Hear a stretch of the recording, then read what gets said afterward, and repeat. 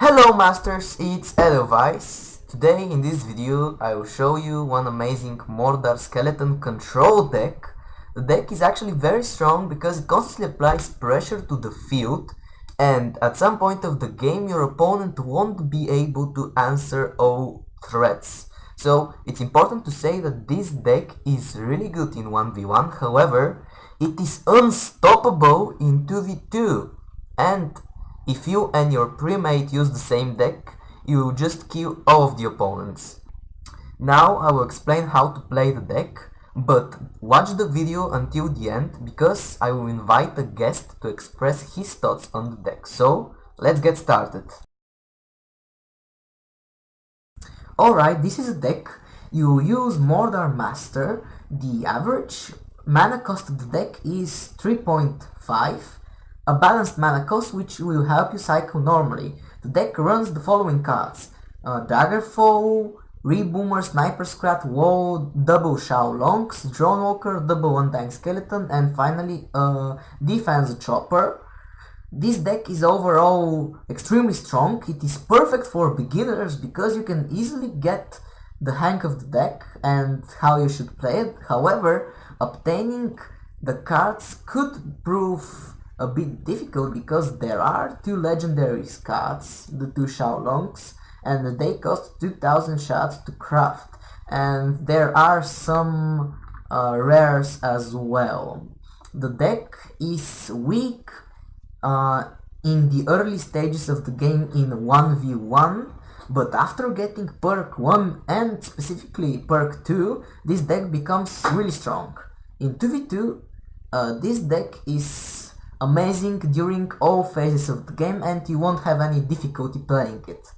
The deck is balanced because it can both defend against huge pushes but at the same time organize your attacks as well. And the strength of the deck comes mainly from its versatility. During the game you can constantly change between strategies, and usually you have 3 strategies to choose from.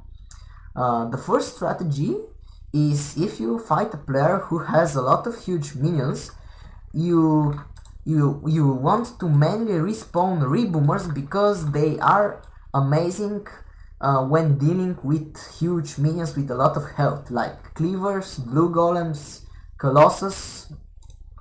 If you fight a player who uses a lot of spells, you want to respawn the Shaolong because this way you can punish each spell he plays. And the third and most important strategy is that if you want to overwhelm your opponent with brute force, you can summon Undying Skeleton, which will get respawned by the Tombstone. This is the strongest strategy of the deck because if one of your skeleton dies and you have 2 Tombstone, you can essentially get 6 skeletons in total. Here is how the math works. First you summon 1 skeleton, it dies, but it gets respawned by 2 tombstones. Now you have 3 skeletons. However, the dead skeleton will later respawn and the skeletons which were respawned from the tombstone will respawn as well after they die. So this is how you get 6 skeletons. It's amazing. And this deck can defend really well because of the cards Wall, Sniper, Reboomer, and cards which could be used are the Spirit Vessel instead of a Defense Chopper. You can substitute it if you feel the deck too mana heavy, and you can use a Shock Rock instead of a Daggerfall as well. Or you could use a Shock Rock instead of a Defense Chopper, but in the current meta against all the dragon nests, as you know, the Defense Chopper will be very useful. Alright, now that you know the main strategy of the deck, I will show you how to actually play the deck.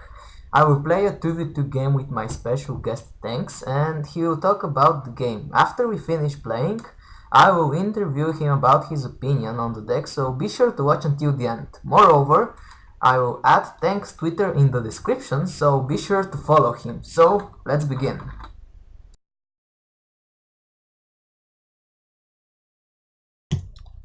Alright, with that, we're going to be featuring Edelweiss's own deck here with the Beta Dwarf test. See that? It's going to be Mordar versus Mordar. The enemy is going to run out the stun lances. Let's see the perfect answer. It's going to be a sniper. And a Xiaolong just to claim the bridges. Good utility there. Shopper's going to come down also. Taking those hits, doesn't even care, shrugging it off and keep on going towards the enemy side. This deck seems to be featuring a lot of balanced unit, mid-cost unit. Not anything expensive, not anything like super wow effect. You have the Xiaolongs though with 3 mana, but it's a legendary. And they make their impact. They disrupt the enemy formations, but we're gonna see the Colossus going towards the bottom lane. And remember that this deck doesn't have any major minions like the Blue Golem to defeat this, but we're gonna see how it's gonna be handled later. The Rampage is gonna be coming down on the Colossus and the Succubus, while the Undying Skeleton is going to just be closing into the face, doing its damage with the drone. We see Xiao Lao starting to do some damage on the Colossus. Oh, doing face damage here. There's 2 Colossus, the 2 Xiao Laos at the same time. It's going to be spawning another 2. But the Succubus is going to deal with this. And here you can see the Mordar damage just stacking up so much, and the Snipers also be coming down. Well, we see that the Stick is going to be killing the 3rd Xiao Lao, while the Colossus is hammering away on that wall. But even the Sting is going to go down, being the kill and being survived by 2 stones, while the Healing Fireball coming out for the Colossus, but not going to connect before the another Marines will be coming down. The Blue Golem are also going down. You just see the constant damage just not yielding. Mordar, double Mordar, dealing so much damage here, just because of that Colossus staying there so long. This deck seems to be able to utilize the stall tactics so well. That's going to be the 2nd Colossus coming down. No Colossus from the stones, and this being very well handled. And we're going to see a Xiaolong against Xiaolong, but even though Xiaolong won, he's just going to die to the double Mordor on the other side really quickly. Spirit Monster and the Colossus doing what they do best. Oh, Drone's going to be taking out the Healing Shrine right off the bat. Colossus not getting that valuable 1,000 health they sorely needed, but it's going to be taking out the drone right now. There we go, bye-bye drone. And the other drone is going to die to the whelp, while the Succubus takes care of Xiao Lao. All the shower long. But here we have the infamous Reboomer. With the wall, not going to be the most good place to put it. Not going to be, oh, it's going to be respawning in time, while the Daggerfall taking down the Healing Shrine.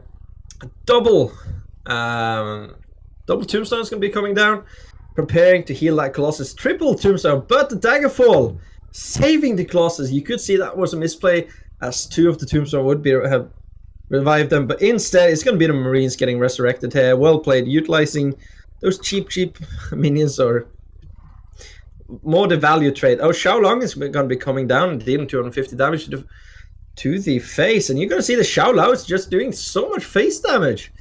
Combined with the skeletons that occasionally reach the face, you can see that the enemy is now down to 1175 health. That is scary when you have the enemy Xiao Laos, and then you can't use your spells. Healing Shrine is going to come down to heal the Colossus. Colossus is going to be taking out the Undying Skeleton that died for 2nd time. Stun Lances on the Chopper, not going to kill the Chopper because the Chopper doesn't care. And then Xiaolong is going to be taken with the Xiaolong down the other whelp, while the Colossus is still alive. Oh, there's going to be 500 damage to the face because the double Xiaolong was ready to go. Even though they managed to kill 2 of them, Leicester was also going to be coming down, but that's a little bit too late, and it's put in a spot where it just won't do that much. And you can see that the enemy is already down to 625 health, but this, look at that sniper just sitting there dealing 2, 3, 4, 400 damage. Not reaching it in time before the Healing Fireballs come down. Daggerfall will be coming down and taking a lot of damage on the enemy team, while the Succubus is going to start working his way on the wall where the Blue Golem is closing in, but not really caring about the Blue Golem that's being... Oh, Snipers shifted focus because Colossus is now dead, and Snipers are taking that so good. The Healing Shrine is not in range, and the Stun Lance is stunning the wall. I gotta feel bad because the Skeleton is just gonna finish them off with his club. Oh no, getting stunned just in the last moment here. Spirit Monster healing up another Spirit Monster here. Well, the unhealing Skeleton is going to be clubbing away. Colossus is going to be coming down, but the enemy is so low right now. Colossus is taking down 3 enemies at the same time. But you can see the frenzy is going to be coming down on the Skeleton. 3 of them going down the lane. the southern one, but the northern one has another 2 plus a 3 snipers. Daggerfall gonna coming down, so I can do some face damage, and we can count 6 undead. Oh no, but it's gonna be 8 before the Colossus goes down. Leicester is down, but it's only half health, and look at those snipers. 4 snipers just dealing a lot of damage on the enemy base. Oh, another 2 is resurrected here. It's gonna be enough, is it? No, this Stimp is gonna be coming down. Succubus, Blue Golem. Are they doing the damage? 200? 5! And that's gonna be it. Oh, it's gonna be the Shaolong getting the kill with the last spell. 250 damage straight to the face. Just seems like an all-around well-balanced deck, handling all the threats that came towards it so well. We can see why this creation is from Edelweiss.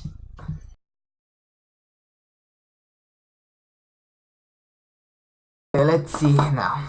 Alright, now I have our special guest Tengs here. So why don't you go and introduce yourself, Tengs?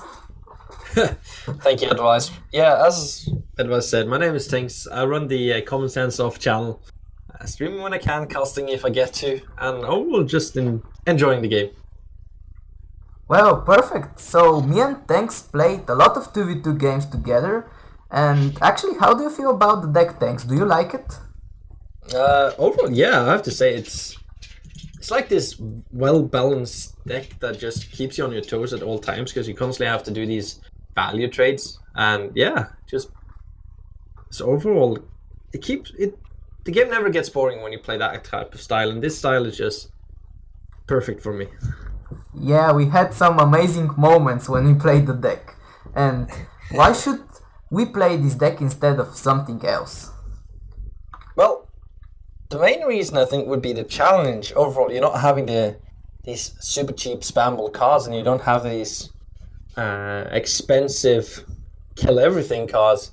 You have these cards that's only you have to utilize them so well, and that's gonna keep you on your toes. So you constantly have this excitement, like, all right, how do I deal with this? How do I proceed? Is my lineup looking right now? So that challenge is the best part about the entire deck, and having the opportunity to just always feel competitive with this deck, no matter what it be, Dragon Nest or Colossus coming in against you, maybe it's always take care of all the spam so good with the double Mordar. So overall, just for the challenge. Yeah, I definitely agree. It was amazing. Yeah. Alright, thanks for giving your opinion, and thank you for having you as my special guest. I look forward to playing with you again. Yeah, fantastic. Thank you for having me, Edelweiss. Yeah. This is the end of the video, and thanks guys for watching. Special thanks to Tengs for helping me with the casting, and I hope that you have all learned something positive from this video. I'm Edelweiss, and good luck to all masters. Bye.